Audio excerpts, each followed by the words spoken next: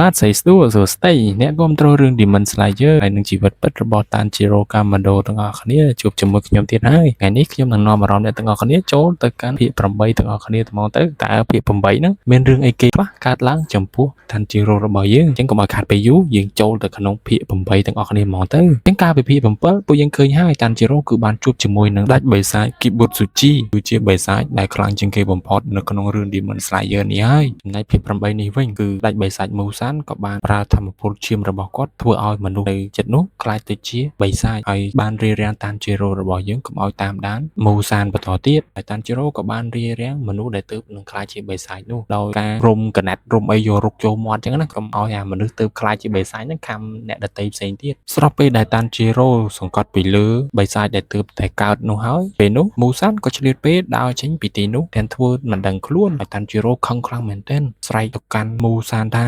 Butsuji Musan ខ្ញុំមិនថាឯងរត់ទៅទីណាទេខ្ញុំសន្យាថាឯងមិនអាចរត់រួចពីខ្ញុំបានឡើយហើយឯងចង់រត់ទៅឆ្ងាយប៉ុណ្ណាក៏បានដែរខ្ញុំនឹងតាមដានឯងរហូតដល់ចុងបញ្ចប់នៃឋាននរកឯនោះហើយដាវរបស់ខ្ញុំនឹងសម្លាប់ឯងនៅចុងក្រោយជាមិនខានខ្ញុំមិនលើកលែងទោសឲ្យឯងចំពោះអ្វីដែលឯងបានធ្វើចំពោះគ្រួសារយើងឡើយពេលនោះ Musan ក៏បានដើរចេញទៅហើយខឹងខ្លាំងមែនទែនពីព្រោះថា Tanjiro បាននិយាយពាក្យបែបនេះទៅកាន់ខ្លួនក្រោយមកស្រាប់តែមានប៉ូលីសមកចាប់ Tanjiro របស់យើងហើយ Tanjiro បានប្រាប់ថាទេខ្ញុំមិនអាចចេញពីបុរសម្នាក់នេះបានឡើយពីព្រោះថាគាត់នឹងអាចខំអ្នកជាមិនខានហើយប៉ូលីសនិយាយថាចេញមកលឿនឡើងអាក្មេងនេះគុំនៅជេរញ៉ៃអីហ្នឹងហើយទៅស្កត់ពីលើគេយ៉ាងមិនល្អទេហើយក៏មកស្រាប់តែពេលនោះគឺមានក្លិនបិសាចម្យ៉ាងចេញមកធ្វើឲ្យ Tanjiro របស់យើងមានការភ្ញាក់ផ្អើលមែនទែនពីព្រោះថាក្លិនបិសាចដែលគេបានដឹងកាលពីមុនមកមានលក្ខណៈប្លែកហើយក្លិនបិសាចដែលគេបានដឹងឥឡូវនេះគឺខុសពីក្លិនបិសាចពីមុនពេលនោះលេចឡើងនៅបិសាច2នាក់ទៀតដែលជាបិសាចចិត្តល្អ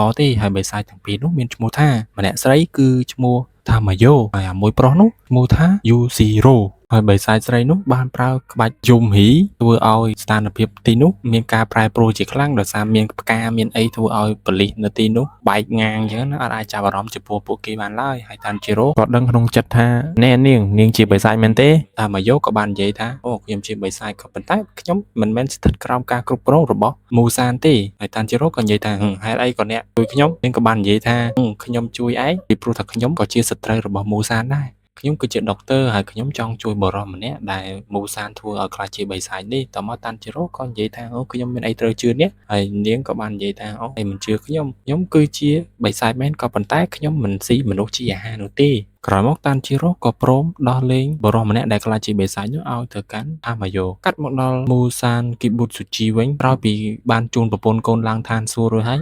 ក្រោយពីជូនប្រពន្ធកូនឡើងឡានរួចហើយគេក៏បានទៅច្រកផ្លូវមួយប្រាប់ថាជួបជាមួយនឹងក្រុមស្ទាវ3នាក់ដែលដើរមកប៉ះគេធ្វើចង្អៀងចង្ងាងកតេដាក់ Musan ក្រោយមកក៏ឌឺដាក់ Musan អីចឹងទៅហើយ Musan តមបានដាក់អាមួយនោះមួយដៃផាំងខ្ទប់គៀនជាងងាប់បាត់ទៅក្រោយមកស្ទាវមួយជាមនុស្សស្រីនោះក៏បានទៅមើលប្អូនរបស់គេដែលខ្ទប់គៀនជាងនោះត្រូវបានស្លាប់បាត់ហើយក៏ឲ្យអាមួយមានធំទៀតដែលត្រូវជាបងនោះមកសងសឹកអីចឹងណាហើយក្រោយមកវាក៏បានជាដៃចង់វាយ Musan ហើយ Musan ដាក់មកជើងហោះទៅលើងាប់បាត់ទៅក្រោយមក Musan ក៏បានយកកញ្ចក់ដៃរបស់គេចំថ្ងាសរបស់មន្ត្រីស្រីហ្នឹងហើយស្ទាវស្រីហ្នឹងក៏បានខ្លាយទៅជាបិសាចស្លាប់បាត់ដូចគ្នាក្រោយមកទៀត Musan ក៏បានបញ្ជាឲ្យកូនបិសាចរបស់គេ2នាក់ដើម្បីទៅសម្លាប់ Tanjiro កុំឲ្យមានភាពវែងឆ្ងាយនិងសូន្យសានច្រើនអីចឹងទៅកុំឲ្យទងវែងឆ្នាំងវែងអញ្ចឹងណាក្រោយមកបិសាចទាំងពីរនោះក៏ទទួលបញ្ជាទៅតាមដាន Tanjiro និងសម្លាប់ Tanjiro ចោលកាត់មកដល់ Tanjiro វិញគាត់បានធ្វើដំណើរទៅដល់តូបដែលលក់មីអ៊ូដុងនោះហើយម្ចាស់ហាងក៏បានខឹងថាឯងរត់ទៅណាមិញឯងធ្វើឲ្យបែកចានមីរបស់យើងមួយហើយឯងគួរចេញលុយសងចេញអីចឹងណាតបមក Tanjiro ថាអូសុំទោសលោកសុំទោសខ្ញុំគ្មានចេតនាទេខ្ញុំប្រញាប់ពេកប្រហែលធ្វើឲ្យបែកចានរបស់លោកអញ្ចឹងចេះខ្ញុំសុំកំងមី2ចានទៀតតមកបរមម្នាក់នោះក៏យល់ព្រមធ្វើមីឲ្យ Tanjiro 2ចានទៀតក្រោយមក Tanjiro ក៏បានហូបមីនឹងអស់ហើយគេក៏បានអរគុណម្ចាស់ហាងធ្វើដំណើរទៅទៀតក្រោយមកគេក៏បានជួបជាមួយនឹង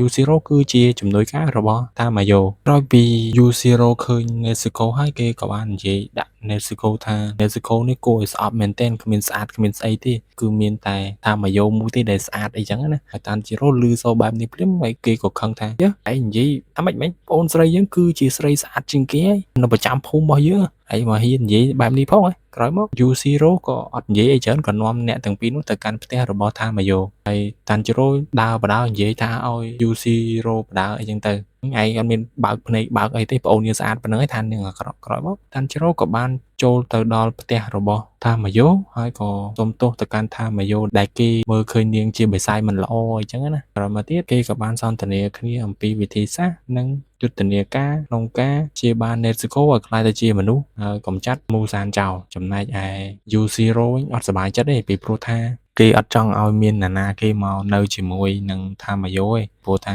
Yujiro នោះគឺស្រឡាញ់ Tamayo ស្រឡាញ់គេតែម្នាក់ឯងអញ្ចឹងណាហើយ Tamayo តែងតែប្រាប់ Tanjiro ថាកុំខឹងជាមួយនឹង Yujiro អីព្រោះថា Yujiro មានអាកប្បកិរិយាបែបហ្នឹងរហូតឲ្យតែជួបមនុស្សណាផ្សេងជាពិសេសគឺមនុស្សដែលនិយាយជាមួយនឹង Tamayo ហ្នឹងហើយ Tamayo ក៏អត់កាន់ខឹងជាមួយនឹង Yujiro ដែរពីព្រោះថានាងក៏ប្រហែលជាស្រឡាញ់ Yujiro ដែរស្របពេលដែលគេកំពុងតែនិយាយពីប្រតិបត្តិការនៅក្នុងផ្ទះស្រាប់តែបិសាច2នាក់ដែល Muzan បញ្ជាឲ្យមកសម្លាប់ Tanjiro នោះក៏បានវាយប្រហារផ្ទះរបស់ Tamayo ហើយបិសាចទាំង2នាក់នោះមានឈ្មោះថាសូមស្លេះត្រឹមប៉ុណ្្នឹងសិនអ្នកទាំងអស់គ្នាអញ្ចឹងភាគ8នេះគឺសូមស្លេះត្រឹមប៉ុណ្្នឹងសិនអរគុណសម្រាប់ការតាមដានការសម្រាយរបស់ខ្ញុំពីដើមដល់ចប់អរគុណធំអ្នកទាំងអស់គ្នាបើអ្នកទាំងអស់គ្នាចង់តាមដានរកការសម្រាយរឿង Demon Slayer គ្រប់ភាគរបស់ខ្ញុំកុំភ្លេចជួយ like subscribe និងដាក់សញ្ញាកណ្ដឹងផងដើម្បីទទួលបានការទស្សនាវីដេអូរបស់ខ្ញុំមុនគេបង្អស់ត្មងហើយបាទសូមអរគុណដោយសន្យាជួបគ្នាវីដេអូក្រោយ